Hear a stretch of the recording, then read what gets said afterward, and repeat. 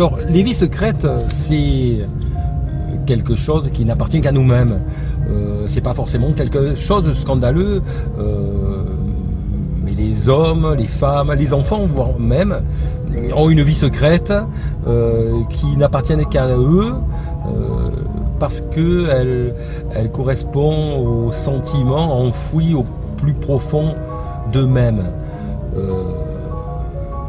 Parfois même, cette vie secrète peut être quelque chose dont nous n'avons qu'en partie conscience. La vie secrète, ce sont ces sensations, bien plus que des mots, bien plus que des idées formulées, qui existent en nous sous la forme de pulsions, d'envie, de besoins. Ça peut aller du besoin de manger du sucre que l'on va cacher parce qu'on aime le sucre et qu'on se dit, lorsqu'on est un enfant par exemple, que ce n'est pas bien de manger trop de bonbons parce qu'on nous a appris que ce n'était pas bien pour nos dents. Et l'enfant va avoir sa vie secrète par rapport aux bonbons, d'où Hansel und Gretel et la maison de pain d'épices par exemple, qui est le début de toute la vie cachée de Hansel et Gretel. Il y a une foule, une multitude de vies secrètes que l'on peut avoir, des moins scandaleuses ou plus scandaleuses d'ailleurs, qu'elles le soient ou qu'elles ne le soient pas, ou qu'elles le soient réellement ou qu'elles ne le soient pas réellement. Mais nous sommes à une époque maintenant où on parle de transparence. Transparence, ça veut dire également indiscrétion. Et l'indiscrétion est un frein à la vie. Ce n'est pas bon. Ce n'est pas bon parce que chacun a sa vie qui lui appartient, qui n'appartient à personne d'autre qu'à lui-même. Et nous sommes tous libres de partager ou de ne pas partager quelque chose. Alors, j'ai personnellement entamé depuis un certain temps maintenant une autobiographie où, bien entendu, la question de vie secrète s'est posée, la question de transparence s'est posée. Alors, j'ai répondu à la question de la manière suivante. Il y a 4 niveaux de transparence, dont le dernier correspond à une transparence totale en faisant fi de la notion de correction, etc. C'est un petit peu le niveau utilisé par Serge Gainsbourg, ou plutôt qu'il a fait passer du Gainsbourg au Gainsbar, car il parlait de choses de manière crue, telles qu'elles étaient, mais cela avait pour but d'exprimer une vérité, la vérité qu'il ressentait. Et je me maintiendrai, moi, au 3e niveau, c'est-à-dire au niveau précédent, c'est-à-dire le niveau où je ne prends plus en considération ce que pensent les gens, ce que vont penser les gens de ce que je dis, de ce que je pense, parce qu'en fait, non pas que je m'en fiche, mais ça n'a pas d'importance. Les gens n'ont qu'une existence éphémère, tout comme la mienne d'ailleurs, et donc je ne peux pas limiter ma pensée qui est intemporelle à des existences qui sont intemporelles, qui sont elles éphémères et donc limitées dans le temps. Donc cette pensée, si je la limitais aux personnes qui vont la lire ou la percevoir, eh bien je la rendrai éphémère aussi, et ce n'est pas ce que je veux. Donc dans mon autobiographie, je vais garder quand même ce niveau de correction, qui est le 3e niveau de liberté d'expression, que j'explique d'ailleurs, puisque je développe chacun des niveaux de liberté d'expression au début de mon autobiographie, pour définir dans quel cadre je vais m'exprimer. C'est-à-dire que je ne garderai, ce qui fait la différence d'ailleurs entre le 3e niveau et le 4e niveau, pour limite que la limite de la correction. Je veux dire par là que certains mots, certaines idées peuvent être exprimées de manière très crue, de manière à être plus vraies. Mais je pense qu'elles peuvent également s'exprimer de manière moins crue, de manière à être plus propre.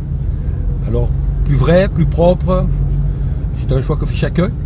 J'aime la propreté, j'aime la vérité, j'aime la véracité également, mais en gardant la notion de propreté.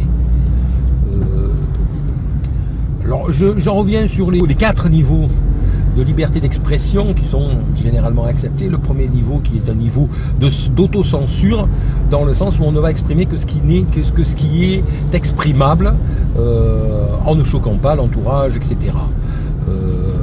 La société, on va donc se limiter à la pensée politiquement correcte. Dans le deuxième niveau d'expression, on ne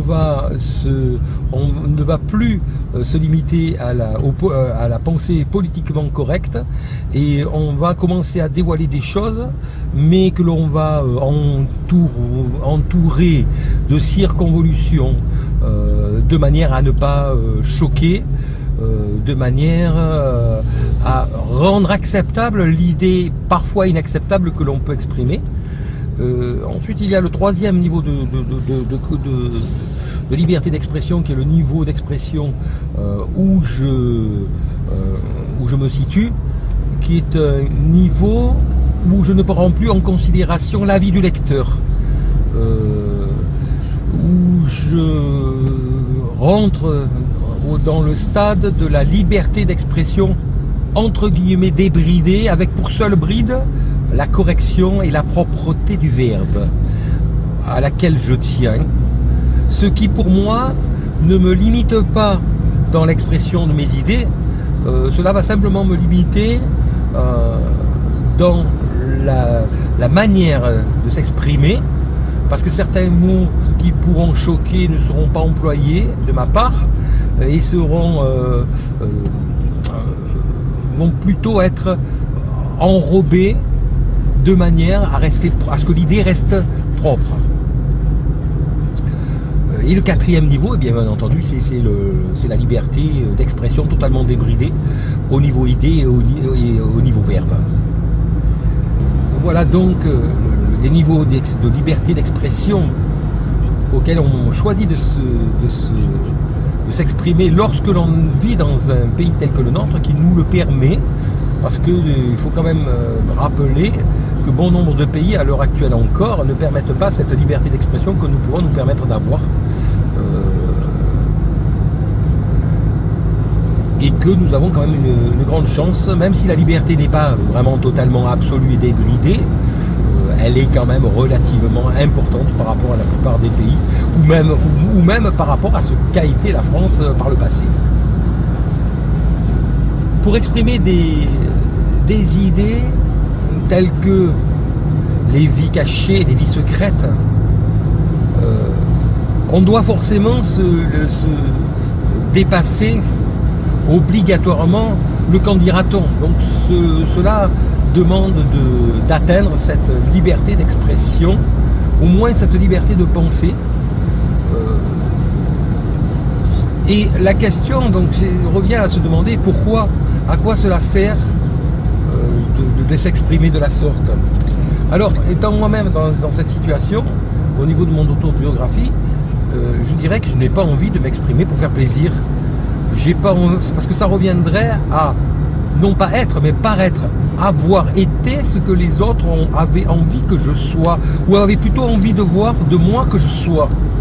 Alors que finalement les autres, je suis au regret de dire que je m'en fiche complètement. Que ce soit ma famille, les amis, je les aime tous beaucoup, mais ce n'est pas en vertu d'eux que je vais limiter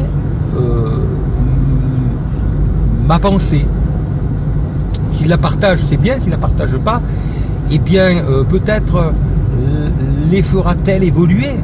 Peut-être leur permettra-t-elle de remettre en question des choses qui ne sont peut-être pas à leur niveau, au niveau de la pensée, mais simplement au niveau de l'a priori. Et le fait de leur soumettre une pensée qui va peut-être les choquer dans certains cas, peut-être cela va-t-il leur permettre d'y réfléchir et de se dire que finalement, oui, effectivement, il y a une pensée là où eux pensaient qu'ils pensaient, mais où en fait ils s'en tenaient qu'à une pensée politiquement correcte qui est la pensée sociale et culturelle acceptée à une époque donnée, en un lieu du monde donné qui est le nôtre, mais alors qu'il n'y a en réalité pas réellement de pensée. Donc une remise en question de cette non-pensée qui fait figure de pensée est peut-être une manière de pousser à penser. Et donc les personnes qui m'ont eu connu, peut-être s'interrogeront-elles sur ces idées qui pourront parfois surprendre.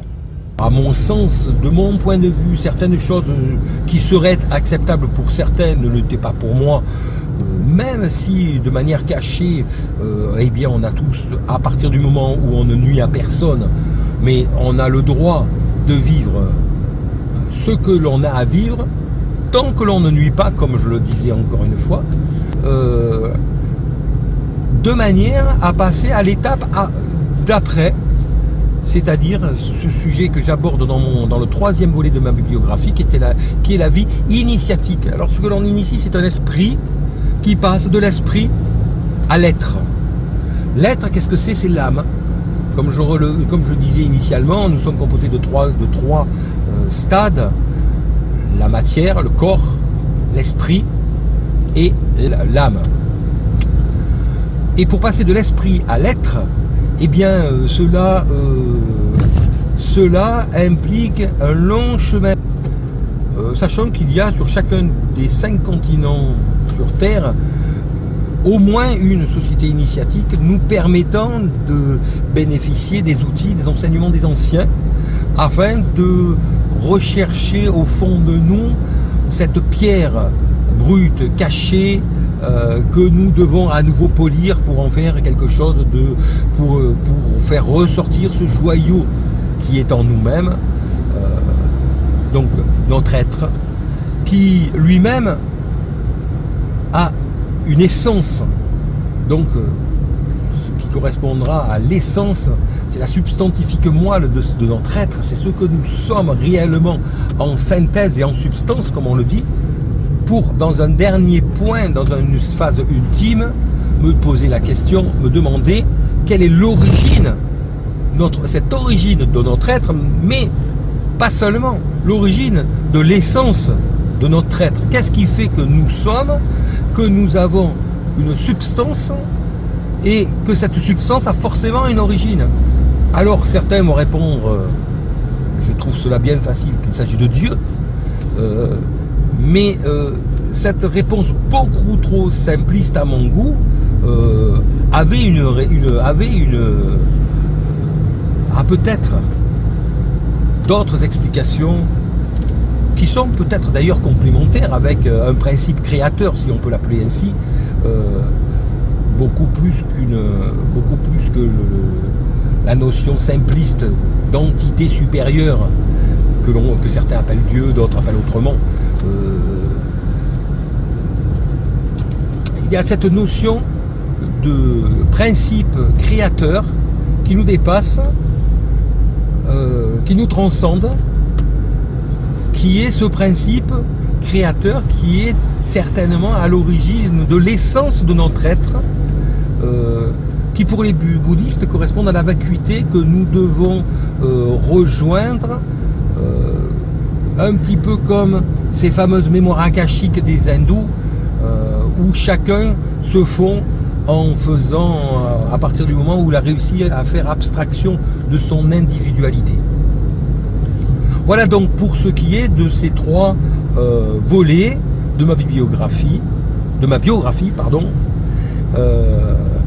J'espère que cette biographie que je viens de présenter, en présentant donc au tout début le principe de base qui est la vie secrète, parce que notre vie de toute façon est secrète, tout en étant ici dévoilée, mais dévoiler quelque chose de secret, ça n'enlève pas le côté secret quand même, parce que le secret est dans le vécu, il n'est pas ailleurs.